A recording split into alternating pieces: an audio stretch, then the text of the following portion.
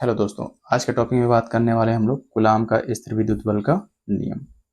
इसमें हम जानने की कोशिश करेंगे, जब एक आवेश को दूसरे आवेश के पास रखा जाता है तो उनके मध्य आकर्षण या प्रतिकर्षण बल कार्य करता है और यह निर्भर करता है आवेशों की प्रकृति पर। मतलब आवेश अगर विपरीत प्रकार के हों तो उनके बीच में लगने वाला बल जो होगा वो आकर्षण होगा, लेकिन अगर वहीं आवेश समान हो, दोनों आवेश एक समान हो, तब इस परिस्थिति में उसमें लगने वाला जो बल होगा वो प्रतिकर्षण बल होगा। इस बल को ज्ञात करने के लिए हम कूलाम के नियम का इस्तेमाल करने वाले हैं। कूलाम के नियम के अनुसार हम दो आवेश लेंगे, दो बिंदु आवेश लेंगे और दोनों स्थिर बिंदु आवेश होंगे। मान लिया पहला बिंदु आवेश हमारा Q1 और दूसरा बिंदु आवेश Q2 है, जो दोनों एक दूसरे से r दूरी पर रखे गए हैं। अब ये निर्वात या y में हमने रखा है। कूलाम के नियमानुसार अगर हम बात करें, दोनों आवेशों के बीच में जो लगने वाला बल होगा वह दोनों आवेशों की मात्राओं के गुणनफल के अनुक्रमानुपाती होगा, अर्थात F proportional to Q1 into Q2, जिसको हमने समीकरण 1 बना लिया, तथा दोनों आवेशों के बीच की दूरी के वर्ग के व्युत्क्रमानुपाती होता है, अर्थात हम लिख सकते हैं F in proportional to 1/r²। समीकरण नंबर 2। हम दोनों समीकरण का इस्तेमाल करेंगे, यानी फ्रॉम 1 एंड 2। समीकरण 1 और 2 का जो बायां पक्ष है वो F ही है, तो हम एक बार ऐसे लिख लेंगे और ये हो जाएगा आपका Q1 इंटू Q2/r²। जब भी हम प्रोपोर्शनल का साइन हटाते हैं तो कोई ना कोई कांस्टेंट आता है, तो कांस्टेंट यहाँ क्या आ गया, K आ गया, और आपका हो गया Q1 Q2/r², जहाँ K जो है वह है स्थिर विद्युत की नियतांक। ये है दो आवेशों के बीच में लगने वाला बल। अब ये आकर्षण भी हो सकता है, प्रतिकर्षण भी हो सकता है, जो होगा F equal to K into Q1 Q2/r²। K का मान आवेशों के बीच के माध्यम, उसकी आवेश के आवेश, साथ ही साथ उनके बीच की दूरी और बल के मात्रकों पर निर्भर करता है। अगर हम MKS पद्धति में बात करेंगे तो MKS पद्धति में K का मान हम पाते हैं 9 × 10⁻⁹ newton metre square by coulomb square. यदि दोनों आवेश निर्वात अथवा वाय में स्थित हों, अगर दोनों आवेश निर्वात तथा वाय में स्थित हों तो उस परिस्थिति में क्या बनेगा, उस परिस्थिति में दोनों आवेशों के बीच में लगने वाला बल क्या होगा। तो ऐसे हालात में हमारा दोनों आवेशों के बीच में लगने वाला जो बल होगा वो होगा F equal to 9 into 10⁹ into Q1 Q2/r²। यदि इस समीकरण में हम ये मान लें कि आवेश जो है हमारा Q1 1 कूलम, Q2 भी हमारा 1 कूलम, और जो उनके बीच की दूरी है यानी r वो कितना, 1 मीटर। अगर हम ये कर लेते हैं तो इस कंडीशन में हमारा F का जो मान होगा वो क्या बनेगा, तो F का मान बनेगा 9 इंटू 10⁹ न्यूटन। अब इसके बाद अगर हम ध्यान से देखें तो निर्वात या वाय में 1 मीटर की दूरी पर रखे दो समान आवेशों के बीच यदि 9 × 10⁹ न्यूटन का हम बल लगा रहे हो, तो इससे हम स्पष्ट ज्ञात कर पा रहे हैं कि उन आवेशों का मान 1 कूलम हो रहा है। यदि दोनों बिंदु आवेश वाय अथवा निर्वात में स्थित हों, यदि हम ये मान लेते हैं कि दोनों आवेश बिंदु जो हैं वह निर्वात अथवा वाय में स्थित हों, तो नियतांक K का मान हम 1/4πε0 भी ले सकते हैं। तो K की जगह हम क्या लिख सकते हैं, 1/4πε0, जहां ε0 को हम बोलते हैं निर्वात की या फिर वाय की विद्युतशीलता, जहां ε0 इक्वल टू हम कह सकते हैं निर्वात या वायु की विद्युतशीलता। ठीक है, जहां ε0 को हमने मान लिया कि ये निर्वात या वायु की विद्युतशीलता है। अब अगर हम यहाँ और ध्यान से देखें तो अब फार्मूले में हम क्या एक और प्रोग्रेस कर सकते हैं, तो आपका फार्मूला फिर से हो जाएगा F equal to 1/4πε0 into Q1 Q2/r²। R square, क्योंकि आपने के की जगह क्या रख लिया, 1/4 पाई एप्सिलॉन 0। अब उसके बाद अगर हम यहाँ ध्यान से देखें एमकेएस पद्धति में, तो एमकेएस पद्धति में हमने लिखा था, क्या लिखा था, के इक्वल टू 1/4 पाई एप्सिलॉन 0, और जिसकी वैल्यू हमने बताया था 9 × 10⁻⁹ newton into metre square by coulomb square. अब यहाँ से अगर हम एप्सिलॉन 0 की मान की बात करें, तो यहाँ से अगर हम एप्सिलॉन 0 की मान की बात करते हैं, तो एप्सिलॉन 0 का मान जो बनता है इसके सोल्यूशन से, वो बनता है 8.85 इंटू 10⁻⁻12 कूलम स्क्वायर पर न्यूटन इंटू मीटर स्क्वायर। यानी एप्सिलॉन 0 का मान हमने क्या फाइंड आउट किया, 8.85 इंटू 10⁻⁻12 कूलम स्क्वायर पर newton square, newton into metre square. अब यहाँ पर अगर ध्यान देंगे हम एप्सिलॉन की बीमा निकालने की बात करें, अगर एप्सिलॉन की बीमा निकालने की बात करें तो एप्सिलॉन की बीमा क्या होगी, चलिए देखते हैं। F इक्वल टू हमारा फॉर्मूला था, F equal to 1/4 pi epsilon 0, यहाँ हम कर लेते हैं। हमको निकालना हो अगर एप्सिलॉन 0 की बीमा, अगर इसकी हम बीमा की बात करें तो बीमा निकालने के लिए क्या करेंगे।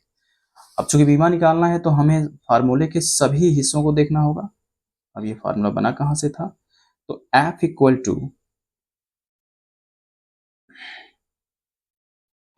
टू क्या था आपका, 1/4 pi epsilon 0 into Q1 Q2 by r square.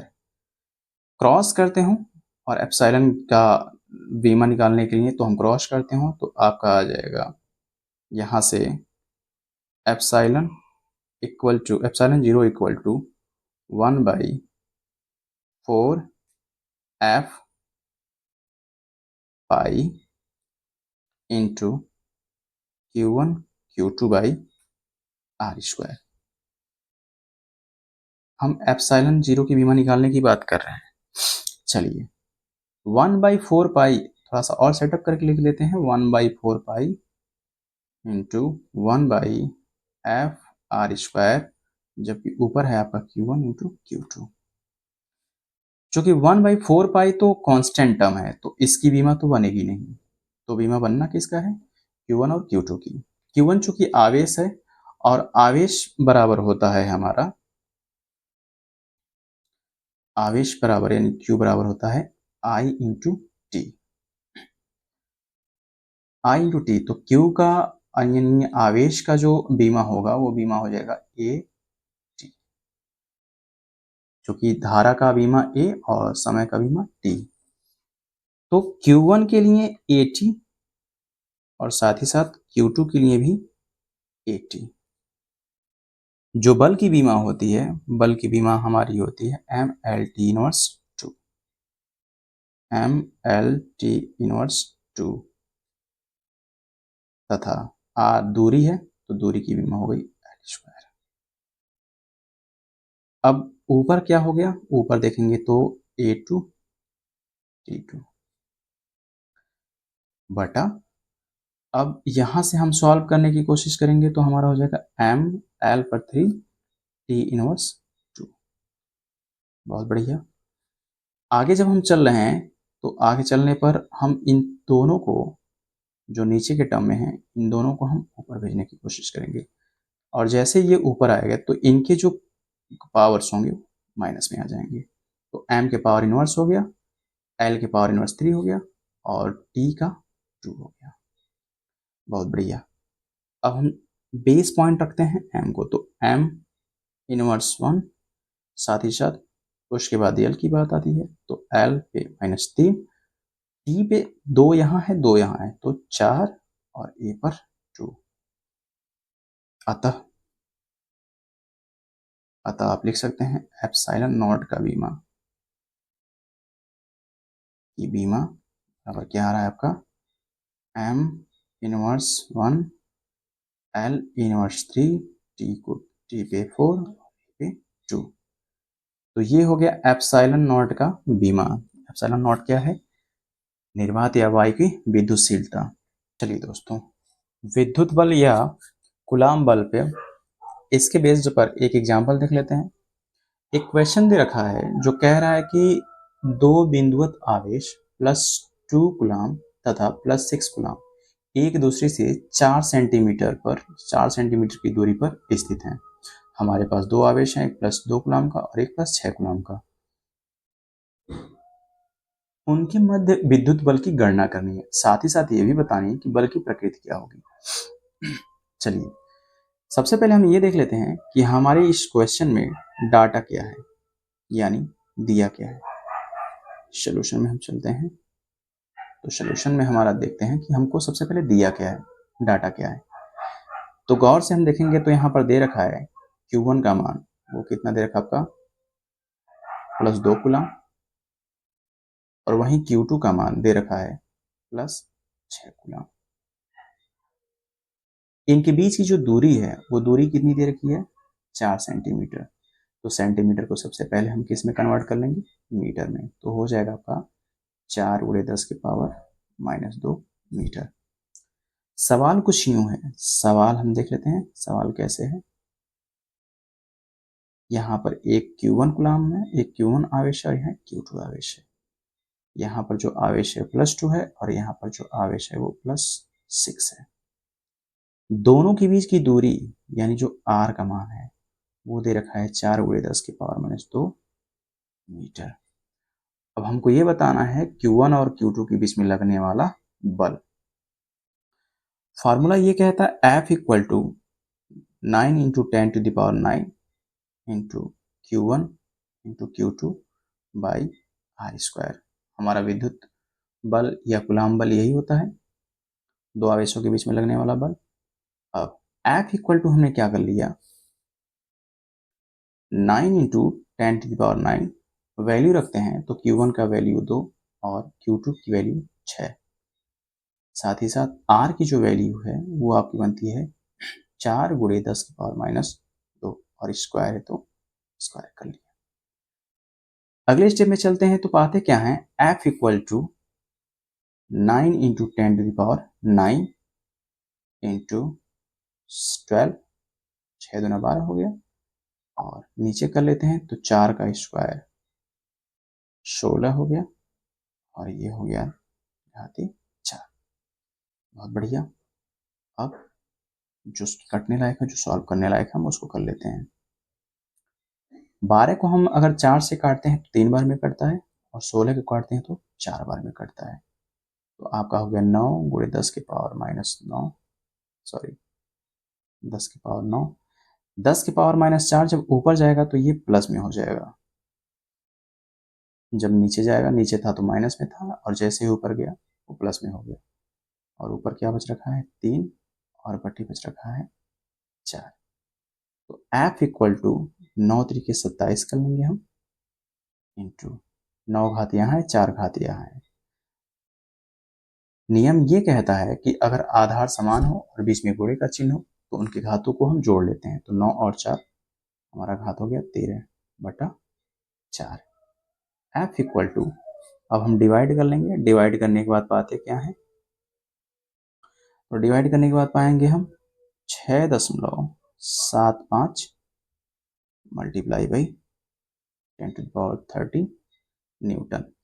अर्थात दो आवेश जिनके कूलाम जिनके आवेश हैं +2 और +6, कूलाम के आवेश, दो आवेश हैं, उनके बीच में लगने वाला जो बल होगा वह होगा 6.7 × 10⁻13 न्यूटन।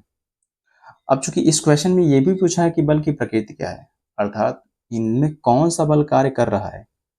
चित्र से ही स्पष्ट है यहाँ पर कि पहला आवेश प्लस है और दूसरा आवेश भी प्लस है, मतलब ये दोनों समान प्रकार के आवेश हैं। अतः जब दोनों समान प्रकार के आवेश हो जाते हैं तो इनके बीच में जो लगने वाला बल होगा तो समान प्रकृति के आवेशों के बीच